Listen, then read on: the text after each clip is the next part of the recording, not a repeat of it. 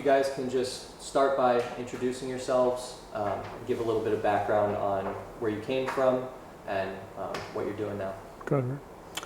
My name is Rick Langley. I'm one of the co-founders of DeTech. We've developed a device. My background is basically business in general. I am the CFO of the company.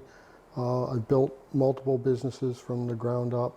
Nothing quite like what we're doing here with DeTech, but I do have a background, a very good background in business and business management and business growth. I've taken companies from concept to completion to sale. I'm Mark Langley. We share the same parents, and Rick and I have got background in mechanicals. My background's HVAC. I went to work for a company that serviced laboratory equipment back years ago, and they trained me in cryogenic service, laboratory service, incubation equipment, scales, balances, all kinds of technology, ultrasonic cleaners. And then I started a division in the company called Alert Scientific. I started the alarm division for that company. So I'm very well versed in the alarm monitoring industry. I've seen the changes from wired to wireless to where we are today. Awesome. So, and then now that you guys sort of combined forces, what was that triggering moment or that why of, where you started to observe the real need for DeTech, and how did that sort of come together? It started with a phone call from an embryologist. Since I'd been in the industry, there had been failures on LN2 tanks and cryogenics in general. But in 2018, there was a massive loss in 2 different locations. And the entire industry got very focused on finding a solution so that doesn't happen again, because there were embryos lost that will never come back. So when I got the call, I approached Rick and I says, hey, I got a client, she's got this problem. And we discussed the technology, right? And we discussed the current technology, what's out there right now, temperature sensor in the lid, some other types of sensors that are being used. And the industry is calling for at least 2 methods of monitoring each tank or more to add another layer of redundancy.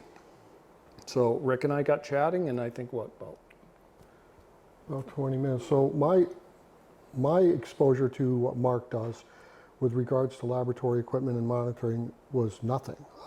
I know about alarm systems, I know about monitoring systems, but I knew nothing of LN2 or LN2 monitoring. I asked Mark, well, how are they doing it now? Mark explained to me how they are doing it, and we've come to find out that the industry's essentially been unchanged for 30 years. They're just trying different methods of doing the same thing. So to me, it was easy to extract a concept of how we could do this better. And within 20 minutes, Mark and I had done that. We had little sketch drawings. We had done, some preliminary layout of how we thought it should talk to itself. And from there, we just went with it. And we ended up filing for a patent within, I think, 10 or 12 days. And we have acquired the patent, in patents actually, and several patents pending. And we've been moving from there to perfect what we had laid out on that initial day. Awesome. lots of changes along the way. I'm sure. Yeah, I'm sure. Product development is a journey. I bet. Yeah. So, aside from that initial, problem in the industry that you sort of discovered, what were some of those other solutions that you guys started to see as the wheels started to turn? And did you guys start to identify more problems in the industry, or tell me a little bit about how that sort of evolved? So first of all, a big call of thanks to the companies out there that have tried to change their products to meet the client's needs, because there are solutions that even as early as Rick and I were talking about, companies were coming up with thermal imaging that would look at the tanks. Very innovative in and of itself, because Rick and I realized right away that we don't need a sensor in the tank. We just need to monitor the outside surface temperature of the tank compared to ambient. And then we need to just monitor the weight of the tank. And we're not interested in the weight of the tank, we're just interested in the liquid nitrogen weight. So we know the specific gravity of that. So with that, that's what we filed our patent under. So some of the problems in the industry were that there was only one method of monitoring. And to this day, they still drill a hole in the lid of these tanks and they'll put a 100 ohm platinum RTD sensor, a stainless steel sensor in there to measure the vapor temperature. But it doesn't tell you how much liquid's in the tank because, you know, liquid nitrogen in those tanks is, as long as the vacuum is there, is pretty cold, right? And it can get a couple inches and nobody knows what the level is in there unless they, like Rick said, 50 years, past 40, 50 years, what they do is they take the lid off and stick a dipstick in, let it frost, pull it out. Okay, yeah, we got to add 6 inches or whatever it is. And that's a laborious thing. Documentation's got to be done. So all of these things we tried to address with our solution. And, you know, along the way, Rick and I would collaborate on what's the best way to do this, that type of thing. So with that, it was not evidently apparent as to what we needed to do. Mark, having the background that he does in the various alarm systems that are out there, he's probably installed most of the alarm systems, serviced most of the alarm systems, and is familiar with most of the alarm systems. So what we did was we did, you know, a pretty intense background study on what are these systems doing and what, more importantly, what don't they do? And as we did that, we started to figure ways to fill in the gaps. While we were filling in these gaps, we created more gaps which needed to be filled. So we've pretty much, I think, revolutionized the way this whole approach is done, in that our system is completely external telemetry. It gives you complete visibility of the inside of the vessel to see exactly what's in there. That's key. It's extremely accurate, granular, extremely easy to use, but it's been taking us a lot of time to make this happen. So, you know, with respect to accuracy, our load cells are reading at the gram level. So we don't display at the gram level. We're more concerned about what the liters in the tank is, right? So Rick and I, we went back and forth on this. Do we display weight? Do we display liters? You know, what is the customer mostly interested in? And currently, just as an FYI in the industry, they don't know how much liquid nitrogen they put in these tanks because they have no way to meter it going in. Now they do. So this could be another big plus for the labs that work with us, because now you can know what your budget is for a tank. Not only that, if a tank starts to get compromised, when I say compromised, I mean the vacuum starts to fail, immediately with every single reading, and we've given the customer granularity, they can monitor every 5 minutes to every 30 minutes, whatever they want. That's more than enough to keep an eye on these tanks. But if it goes into an issue where the surface temperature deviates from ambient temperature lower by more than 3 degrees, we can adjust that on our end.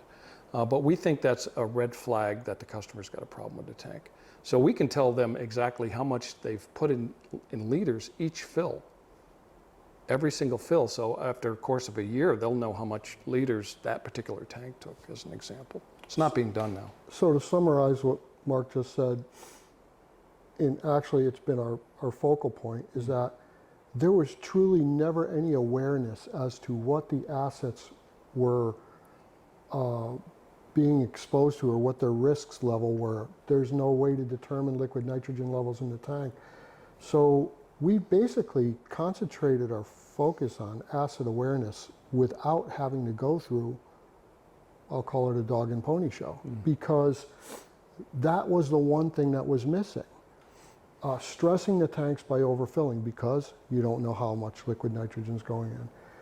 And other aspects of auditing and audit trails and record keeping that were just so laborious that they were antiquated for the industry. We were actually surprised at how much this industry had not changed over the years.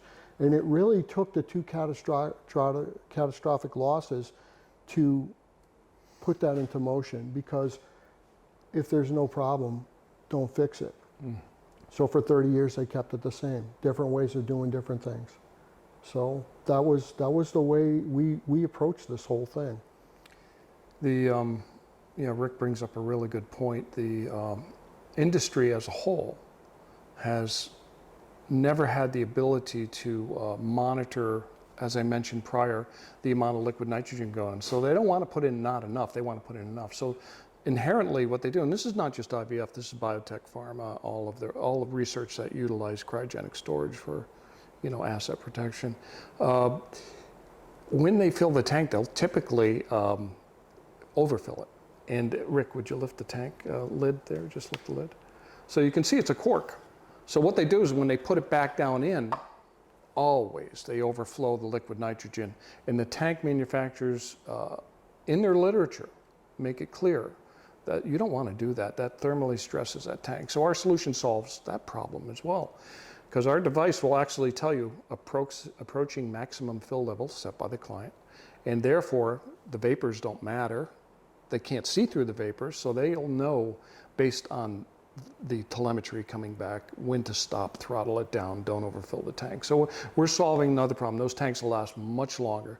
Nobody's done studies on how much you shorten the life by thermal stressing a tank, but I got to believe there's some effect on it.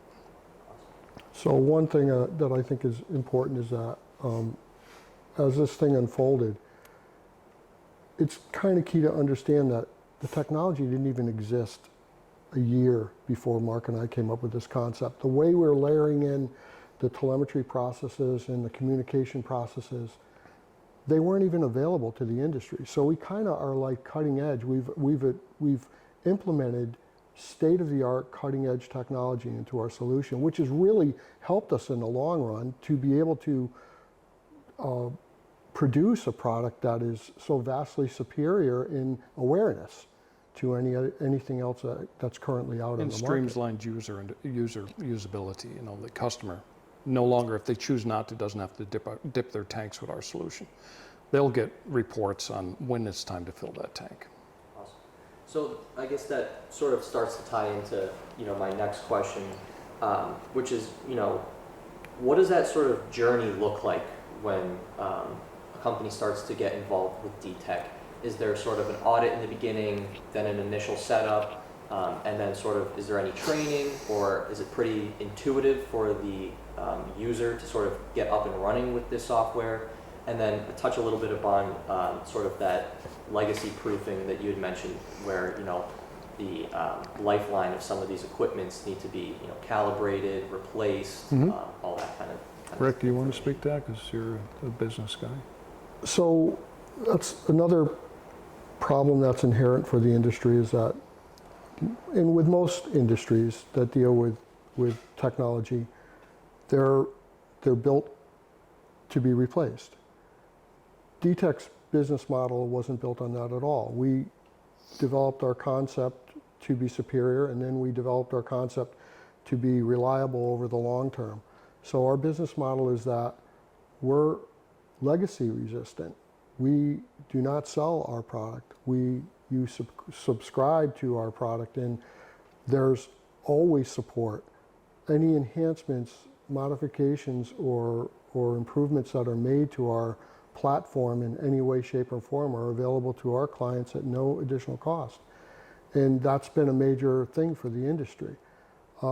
We have implemented a protocol where our system is user-friendly, but extremely complex on the back end. So there's a lot of work that DeTech does before the client process is implemented into the field. We will address the client. The client will provide us with information, documentation on their tanks, their assets that they look to protect, and we do a whole plethora of back-end work so that this system is set up for them, and it becomes user-friendly. Yeah. But the analytics and the cross analysis of information that's critical for them to have that asset awareness is built on the back end by us prior to that client even seeing the implementation of their process, of our product being put in their facility. So to answer your question, yeah, very user-friendly for the client, but extreme a lot of work on the back end for us, which which lends itself to that user ease. We onboard the client, we set the client up, we send our techs out to the client's facilities, we implement the process, we train them on site for the process, administrative people, key people that they decide. We spend the time that they need to have, so that they are comfortable with the system. And the way it's laid out, the comfort level will come quick for them. There'll be some things that they're not comfortable with our solution, basically for the reason that they're used to the old way. They're not going to trust that they can walk up to a tank with their phone and say, there's 27 liters of liquid nitrogen in this tank. They're used to sticking it. And until they get past that, that will be where DeTech's solution will step up and above. Because that way of sticking tanks and manually monitoring and auditing those protocols will be gone. And we're probably not the only company that's going to do it, although we do have a patent on it for the next 15 years. So another benefit is, another thing to Rick's point is getting used to, is they're used to having temperature sensors in the tank. I can speak from my experience that these sensors are about $350 a pop. They will break, they're in a harsh environment, the cables get twisted. Every time they lift the lid to access samples, fill the tank, or dip this, they're losing not only the nitrogen, but they're tangling that thing. So it's going to take some time before the comfort level gets there.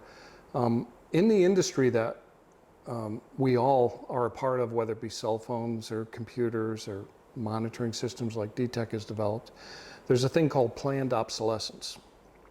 This is a business model that has been followed for many years, and basically what it says, every 3 to 5 years you're going to have to replace the system with the latest and greatest. Not to get into many details, but we had a very bad experience as a company. Advanced Service, which is my company that I installed all these alarm systems under for the past 20-something years, is that some customers are sold stuff that the company may know is going to be obsolete in a year, and not let them know that, hey, sorry, this is going to be obsolete in 12 months, you got to buy a new system. We don't want to have that experience with our customers. We want our customers to be customers for life. As long as we own the company, this is the way it's going to be run. We're kind of adamant about that. We don't want to take the customer down that path of planned obsolescence. We upgrade our firmware software or our dashboard, customer gets it. It's included. Another thing we do, which Rick and I have agreed on, all of our devices come out with NIST certification, an IST certification for weight and temperature, and we'll calibrate the humidity as well, because humidity plays an important role. It's another story. But every year, the only additional cost the customer is going to be faced with is calibration on that device, and then we're working on ways to make that as simple as for the customer as possible. Customer will have on their dashboard access to the NIST certificate that we do when we do onboarding, when we get their tanks all set up.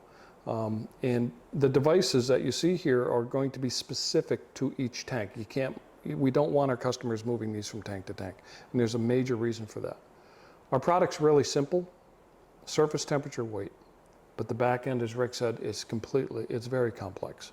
So our tagline is simplistically complex, and it's true. I mean, the design of our product's really simple, but there's a lot going on under the hood, So on the business end of it, we developed the device with the intent of providing as much reliability and transparency of asset awareness as we could. But we've extended that whole business model to the business side of it too.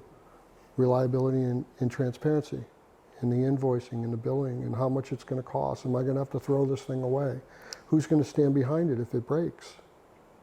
That's us. We give them that. That's what we want. The industry, as a rule, to me, would just scream for that in itself. So that is part of our business strategy.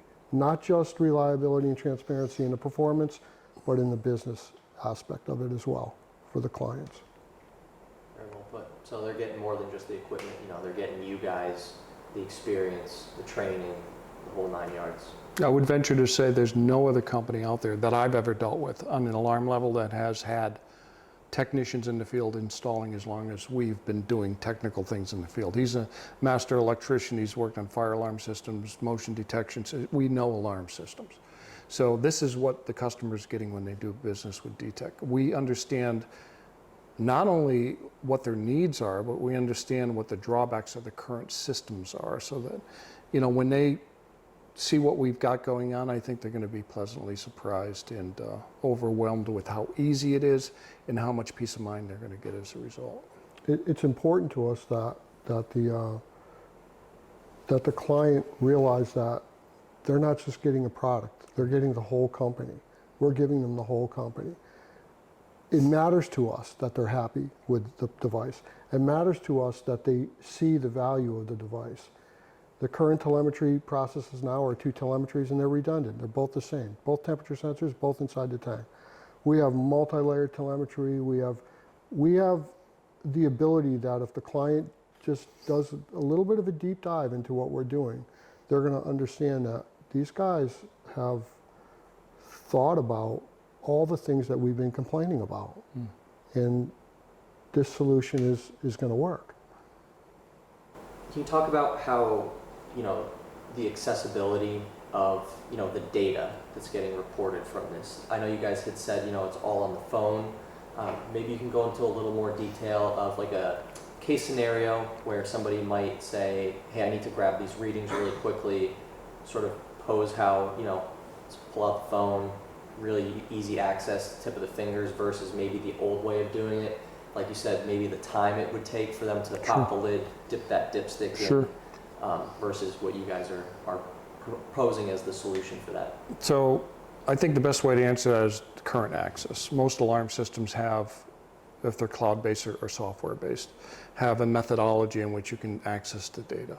Ours is no different. Ours is the same. Where ours deviates from that is the ability and visibility and speed at which you can access that data. We have an app. Well, let me just step back. We have a dashboard that a customer can go to from a smartphone or their desktop computer, access it from anywhere in the world. They'll have an account, they can go there, they can see all of their data.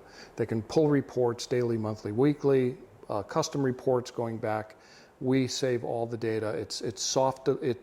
After a year, we back everything up actually every couple of days, actually every couple times a day. And then that data is always available for the customer if they want it. With respect to access to tanks, you could be on vacation and you could have the QR code or the serial number for any one of your tanks in your facility, and you just enter that into our app, it immediately brings it up, provided you have internet cellular service. So that is really good. And not only does it give you the liquid level in the tank in liters, it'll show you the level. It'll show the surface temperature, the laboratory temperature, the laboratory relative humidity, and if there's any other anomalies going on with your tank. So, and it happens as quick as any app would work, right? They could also be at work and scan a QR code on the tank. We're going to provide the QR codes when we onboard the customer. And they'll also have the ability to, save that document and just scan that QR code of the tank they're interested in. So that's pretty user-friendly. In those telemetry layers that Mark talked about, some people might say, well, what are they good for? Well, come see us at ASRM. We'll explain it to you. They're key. They are key.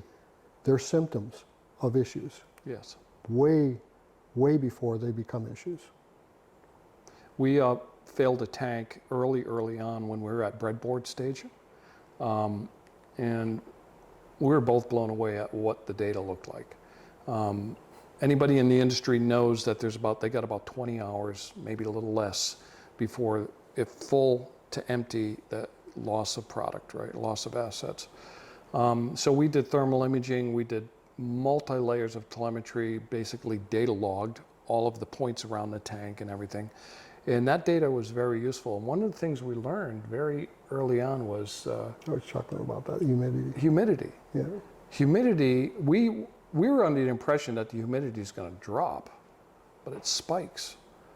And then when you think about the laws of thermodynamics, you understand why. Because if there's any moisture in the air, it gets condensed because of the cold air, right? So that's another layer to show that this device will protect the tank. So we have 2 surface temperature sensors, one of which can be used for the internal sensor if the customer wants to go that route, but they don't need to because the laws of thermodynamics say if there's liquid in that tank, it's minus 197 centigrade.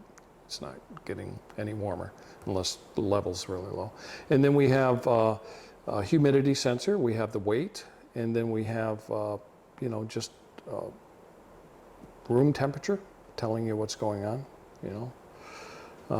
So in that respect, it's really good. And I don't know if this is a good time to talk about it, or mention it, but many in the industry that I've dealt with over the years don't want a one solution for each product they've got. They need a solution that can manage all of their laboratory equipment.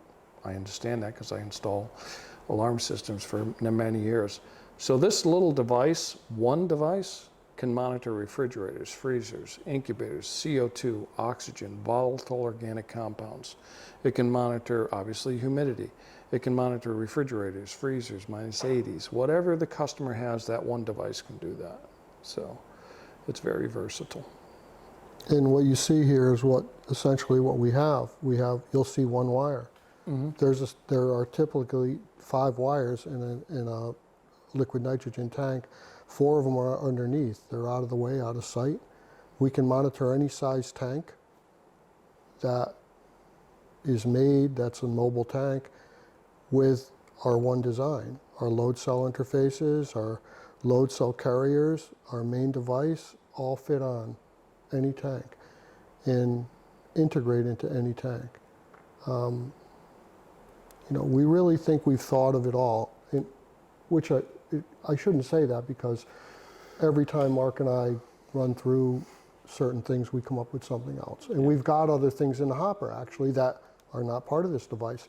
Something that our future clients can look forward to in the enhancements that they'll get for free. We'll announce those when they're ready, yeah. Absolutely. Well, I was going to say that was sort of a good segue into my next question of, what are you guys excited about? What's, sort of continuing to drive the ship here, and, what are maybe some of the visions you guys have for the future of DeTech?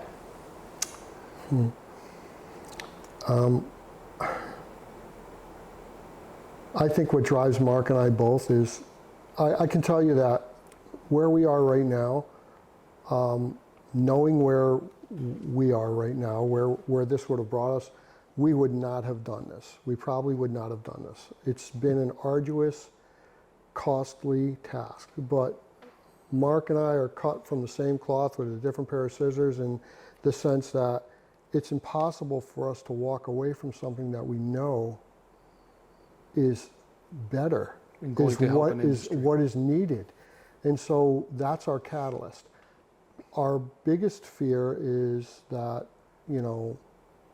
we won't be able to control what we need to control. And when I say that, I mean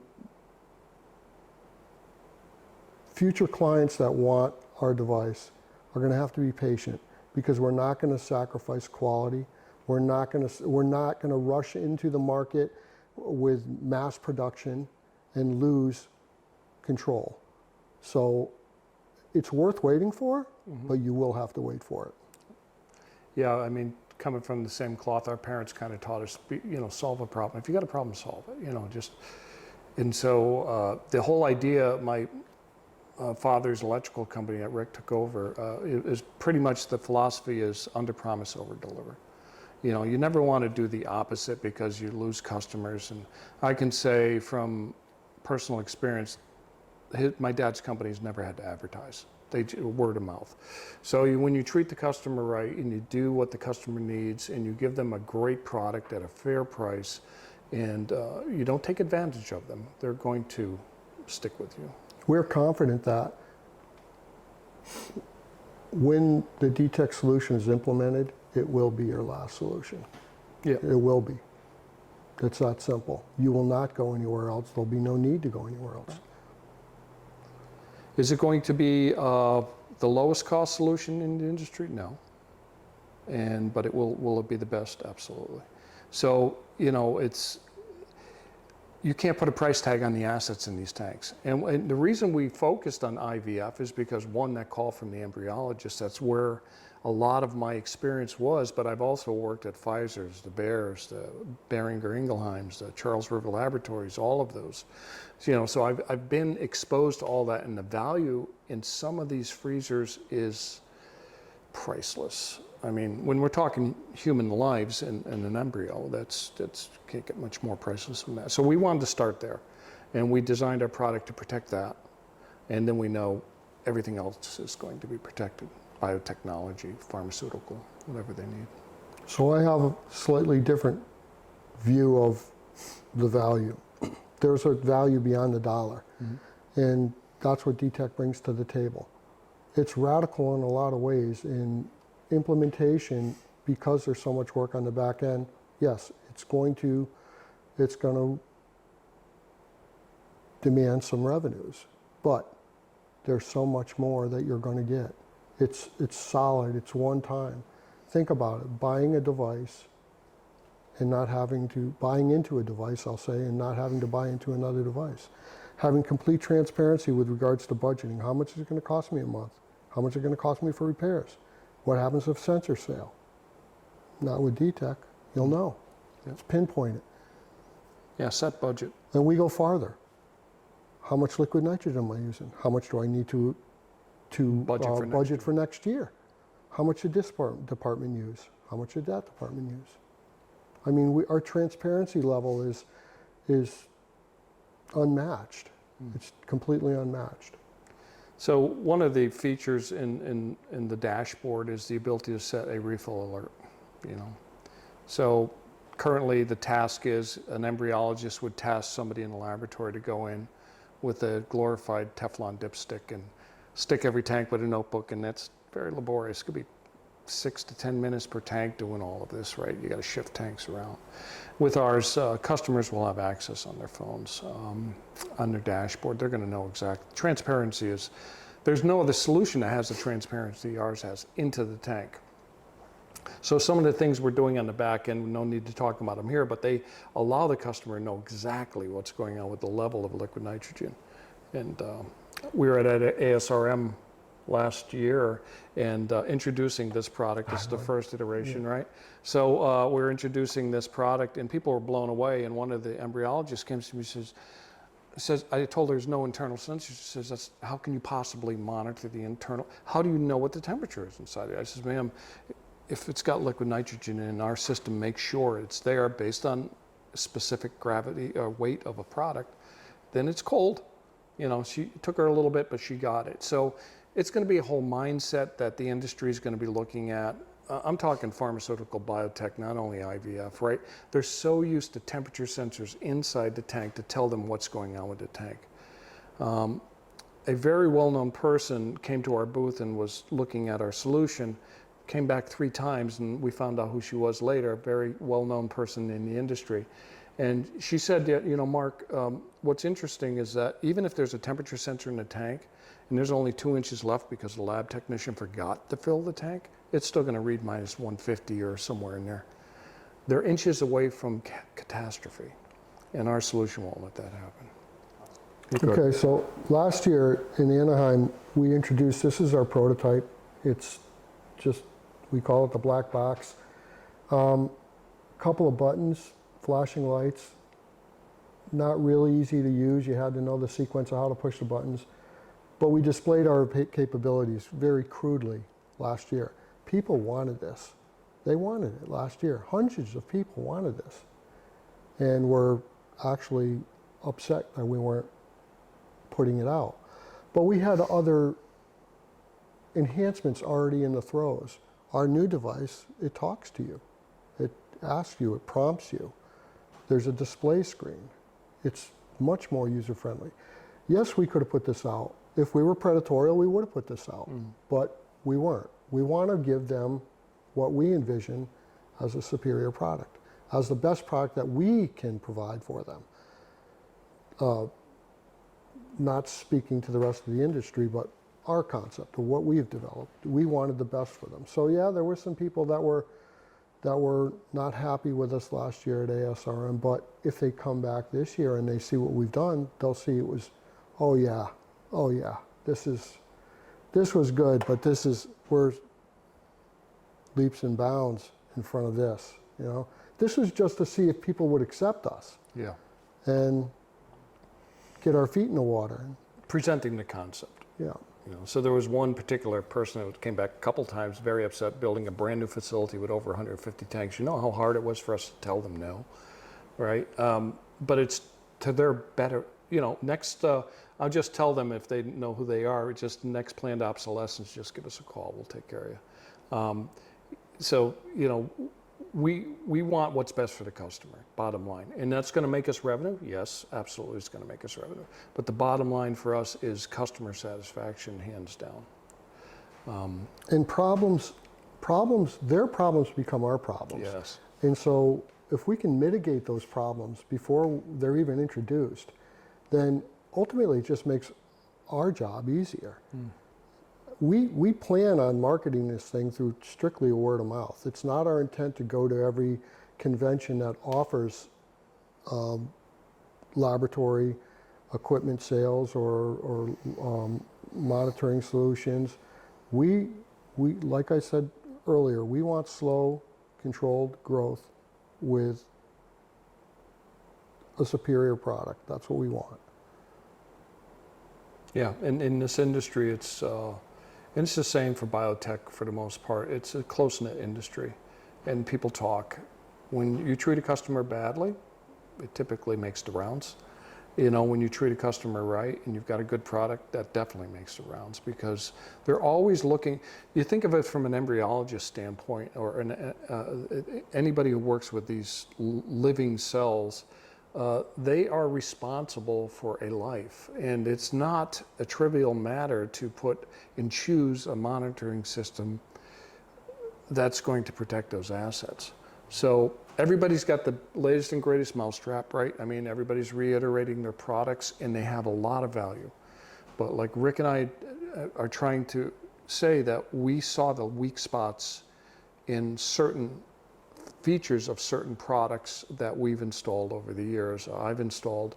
And what we did is we came around, we actually have a patent pending on something that's going to actually revolutionize the wireless industry. Now that's a huge statement. No one in the industry has what we have, and I encourage people to contact us about what it is that's they're going to benefit from when they buy our system. I won't even speak to it now. We want them to engage with us so that they can see it at ASRM, but it is something that other wireless companies are going to say, why didn't we think of that? And it's only because of our experience in the field that we saw this problem that was not being addressed year after year after year. So it's a layer of protection that the customer just is not used to right now. And it was collectively, you know, a hole here in this device, a hole here in this manufacturer. Collectively, each one of these manufacturers, their efforts in their technology leaps are extremely notable. They really are. Yeah. But by taking the time, it was a year, almost a year, where we systematically went through these systems, and we could see the holes. And they helped us. Those companies helped us to develop what we have developed. Yeah. And for that, I thank them. Yeah. Because their efforts were there. I don't believe there's a company out there that's developing these things that wants to develop something that's not superior to anything and everything else that's out there. And with that, you know, that became our mindset as well. And how can we do that without collectively doing across the board analyzing of every solution that's out there? And that took us some time. That was one of the things that took us time. The ones we have access to. Held us out for development, held us up for, we were in throes of development, making changes because of things that we had realized. That's the one thing, if I could say about Mark and I, we hit the ground running with the patent, we hit the ground running with the development, and that kind of maybe hurt us a little bit, because we ended up making changes where if we would have just sat back a little bit and took a breath, we might be farther ahead than we are right now. Product development's not cheap. Yeah, it's not, and the time involved in it was another thing. But nobody can say here that we rushed to market, because we certainly did not. And the proof of that's going to be in what we deliver to the client. Yep.